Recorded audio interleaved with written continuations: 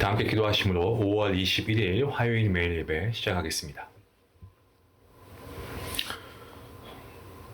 우리의 선한 목자 되시는 주님, 오늘도 우리의 삶을 인도하시고 우리를 이끌어 주시니 감사합니다. 하나님께서 사랑하는 주의 백성들 가운데 오늘도 함께 하시고 우리의 모든 연약함과 우리의 모든 죄를 하나님께 먼저 회개하며 나아가오니 이 시간 매일 예배를 통하여서 우리가 거룩하신 하나님 말씀을 다시금 가까이 하며 우리가 그 말씀에 순종할 수 있는 귀한 믿음 허락하여 주시옵소서.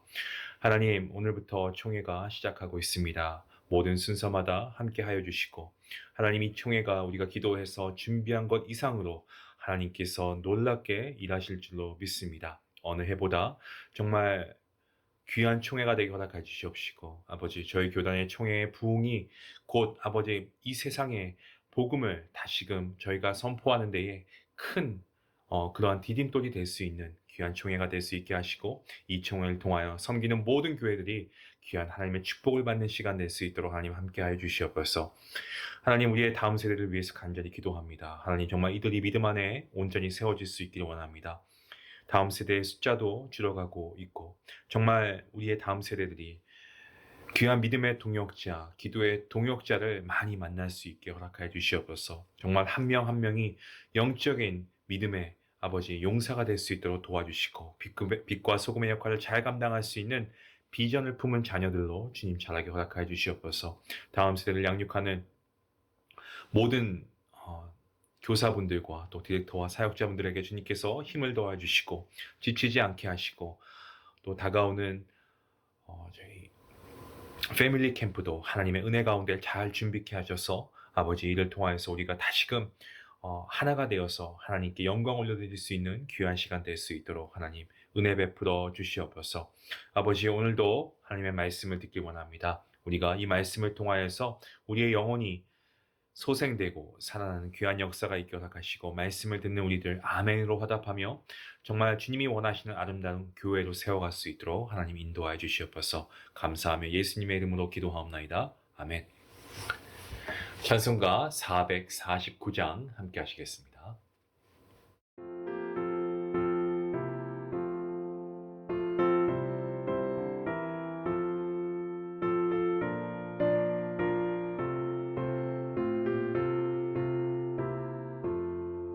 예수 따라가며 복음 순종하며 우리 행할 길 원하겠네. 주를 의지하며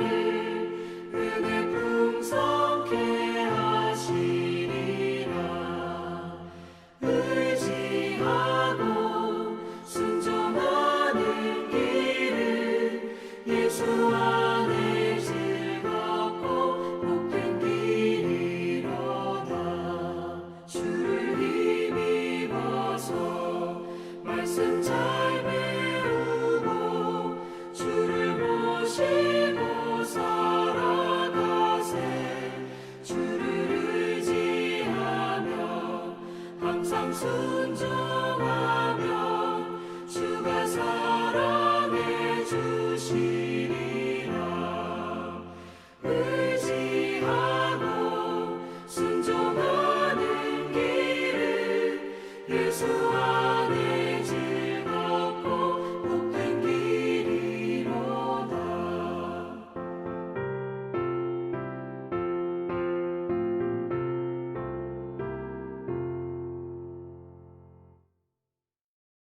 오늘 하나님 주시는 말씀은 계속해서 열왕기상 19장 말씀입니다. 11절부터 21절까지의 말씀, 우리 함께 말씀을 읽도록 하겠습니다.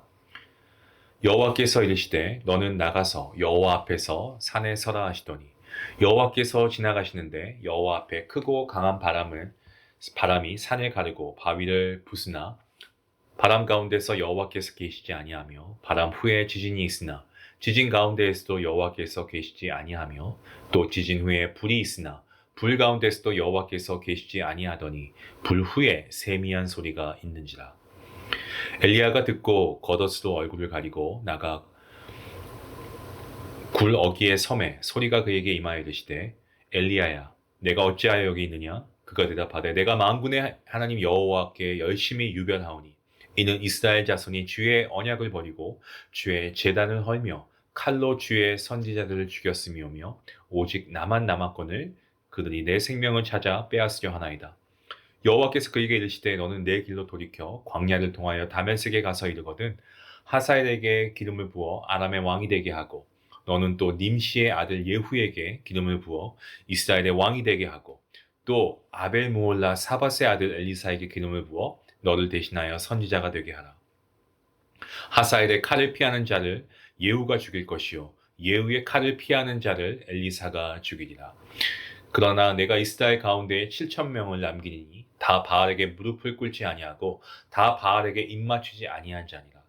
엘리야가 거기서 떠나 사밧의 아들 엘리사를 만나니 그가 12겨리소를 앞세우고 밭을 가는데 자기는 12째 겨리소와 함께 있더라. 엘리야가 그리로 건너가서 겉옷을 그의 위에 던졌더니 그가 소를 버리고 엘리야에게로 달려와서 이르되 청하건대 나를 내 부모와 입맞추게 하소서. 그리한 후에 내가 당신을 따르리이다. 엘리야가 그에게 이르되 돌아가라. 내가 내게 어떻게 행하였느냐 하니라.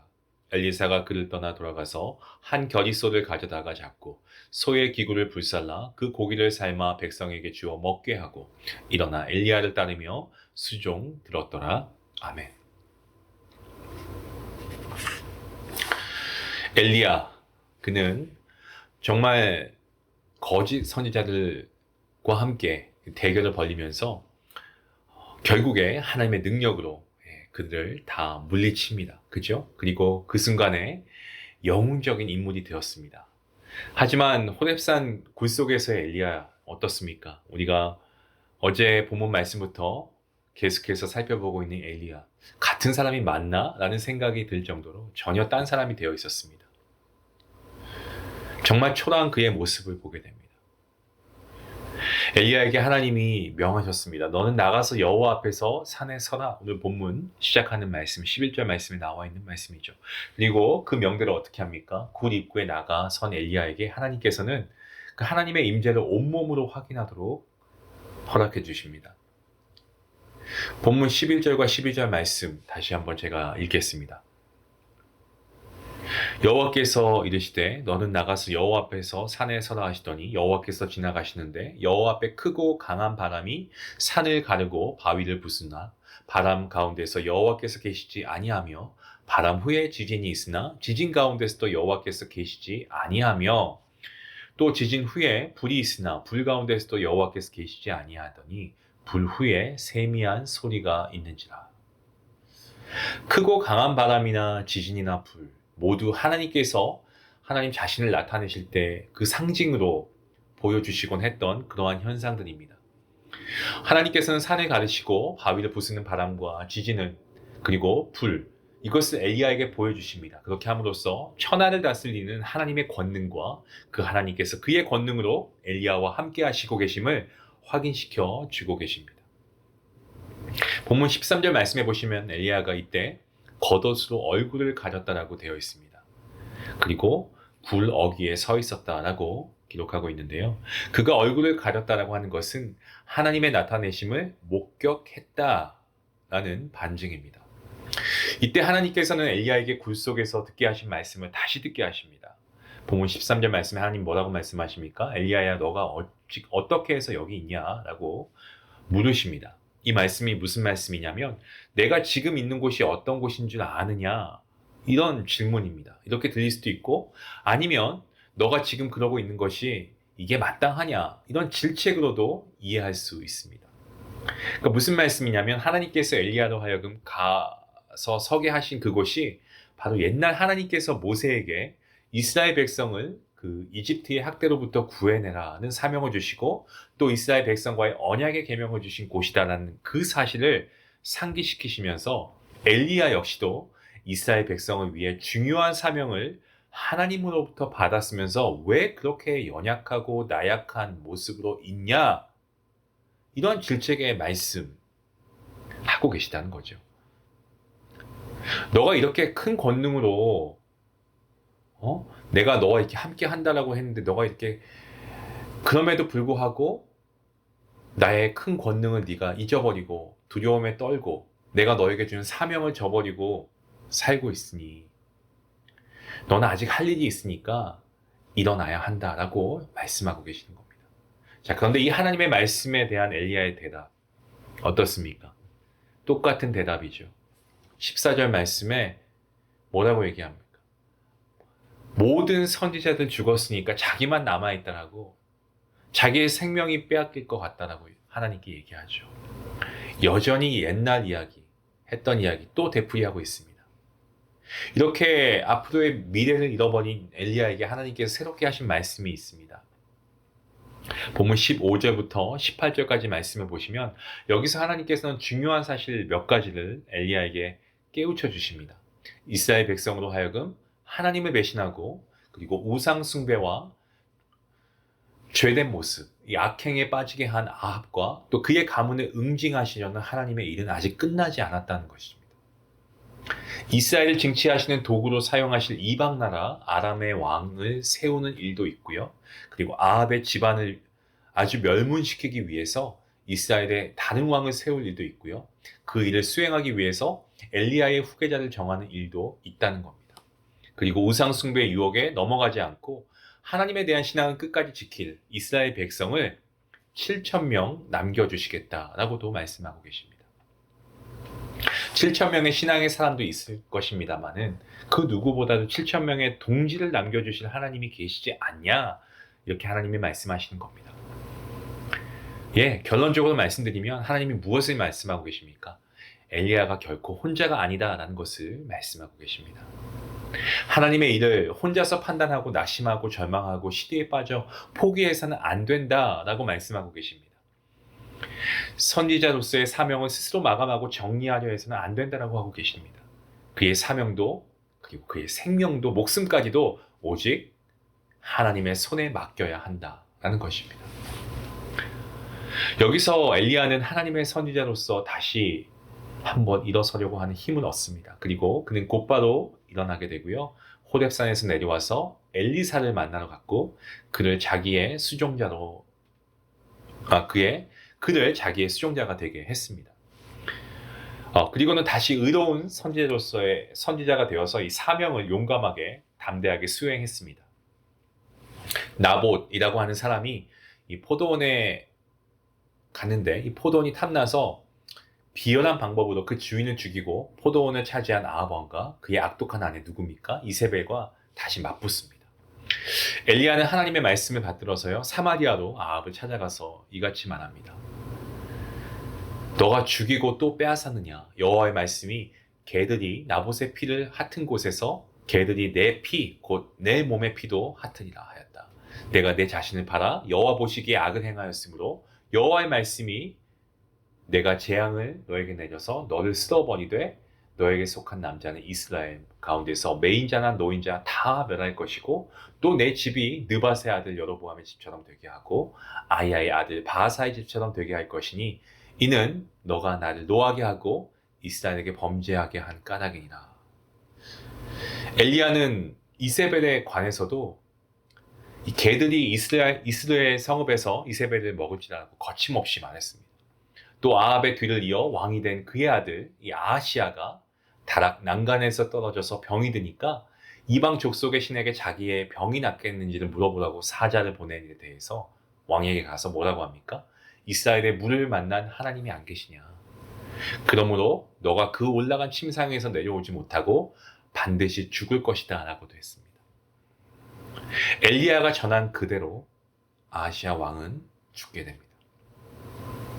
엘리야는 그가 하나님으로부터 받은 말씀, 하사엘에게 기름을 부어 아람의 왕이 되게 하고 너는 또 님시의 아들 예후에게 기름을 부어 이스라엘의 왕이 되게 하고 또 아벨 무올라 사밧의 아들 엘리사에게 기름을 부어 너를 대신하여 선지자가 되게 하라 하신 이 말씀을 엘리사에게 성실하게 전수했음을 우리가 말씀을 통해 보게 됩니다.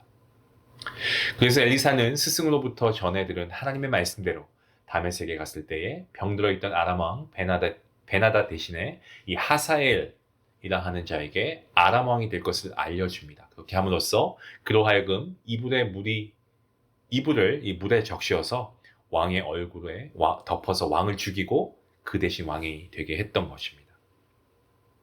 또 엘리사는 그의 제자 중에 하나를 불러서요, 예후라는 자를 찾아가서 그의 머리에 기름을 붓고 예후로 하여금 요람 왕을 배반하고 왕이 되게 했습니다. 그리고 이세벨과 아합의 가문에 대해서 하나님께서 엘리야에게 알리셨던 계획이 다 그대로 이루어지게 했습니다.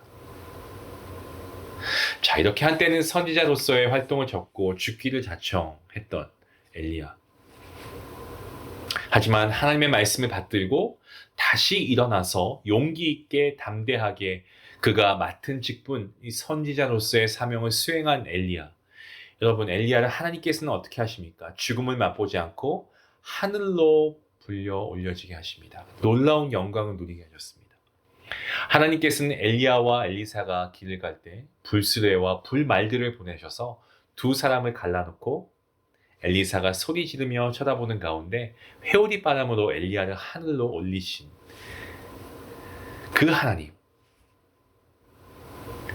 이게 다가 아닙니다. 엘리야는 먼 훗날 예수님께서 변화산에 오르셔서 장차 예수님께서 예루살렘에서 별세하실 것을 말씀하실 때에 그 상대로 모세와 함께 택함 받는 영광 또한 누리기도 했습니다. 여러분, 엘리야의 이야기는 오늘 우리에게 정말 깊은 깨달음을 주는 것 같습니다. 엘리야 같이 정말 우리가 말씀을 봤을 때 정말 위대한 선지자 아니겠습니까? 엘리야 같은 위대한 선지자도 한때는 어땠습니까? 그에게 두려움이 있었고요, 비겁함이 있었고요, 낭망하기도 하고 자포자기하기도 했습니다.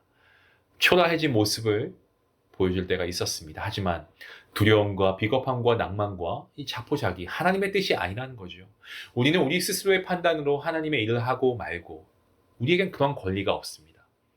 하나님께서 부르실 때까지 우리는 하나님의 일을 잘 시행해야 됩니다. 하나님의 일을 하되 오직 하나님의 권능과 힘을 의지하고 하나님의 함께 하심을 우리가 믿고 한결같이 주님께서 우리에게 맡겨주신 일을 힘써야 합니다. 하나님의 일을 하면서 세상과 사람을 두려워하지 말아야 됩니다. 우리가 두려워할 것은 세상이 아니고 사람이 아니고요, 온 우주 만물 말씀으로 창조하시고 지금도 다스리고 통치하시는 만왕의 왕이신 하나님이십니다. 하나님을 경외할 줄 알아야 됩니다.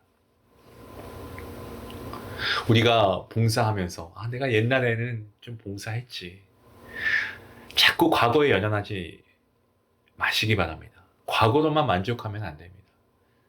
하나님께서 엘리야에게 오늘 너가 어찌해서 여기 있냐라고 하신 그 말씀, 오늘 여러분의 이름을 대입해서 한번 그 질문을 던져보시기 바랍니다. 아무개야, 너가 어찌해서 여기 있냐? 여기서 뭐 하고 있냐? 하신 말씀. 너가 지금 신앙생활 하는 자세가 마땅하냐? 너는 왜 요즘에는 열심히 섬기지 못하냐? 아직 너의 책임은 끝난 것이 아니다. 끝까지 충성해라 라고 하나님께서 말씀하십니다. 사랑하는 성도 여러분, 하나님의 음성, 오늘 이 말씀을 통하여 여러분의 가슴 속에 울려 퍼지길 원합니다.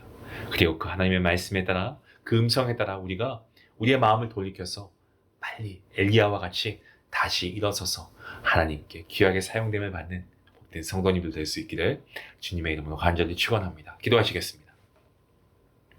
하나님 감사합니다. 오늘 엘리야의 모습, 어느 한순간 그는 위대한 정말 영웅과도 같은 그러한 인물이었습니다만 아버지, 어제와 오늘 우리가 바라보고 있는 엘리야는 정말 연약한 인간의 모습을 우리에게 너무나 적나라하게 보여주고 있습니다. 우리의 모습이기도 합니다.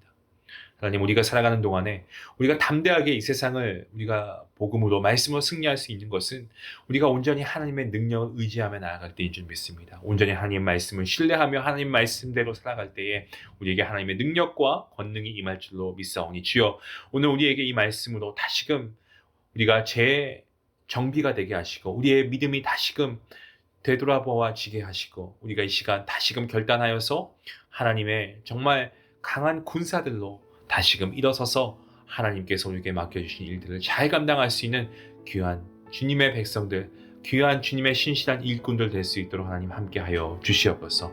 오늘도 귀한 말씀으로 함께하신 주님께 감사하며 예수님의 이름으로 기도합나이다. 아멘. 오늘 말씀 생각하시면서 우리에게 말씀하시는 하나님의 음성을 우리가 함께 들을 수 있기 원합니다. 과거에 연연하지 말고 주님 오시는 그날까지 주님께서 우리를 사용하시면 주님 감사합니다. 순종하는 마음으로 우리가 그 자리에서 열심히 그 일들을 잘 감당할 수 있는 여러분 될 수 있기 원합니다. 우리 같이 함께 기도하시겠습니다.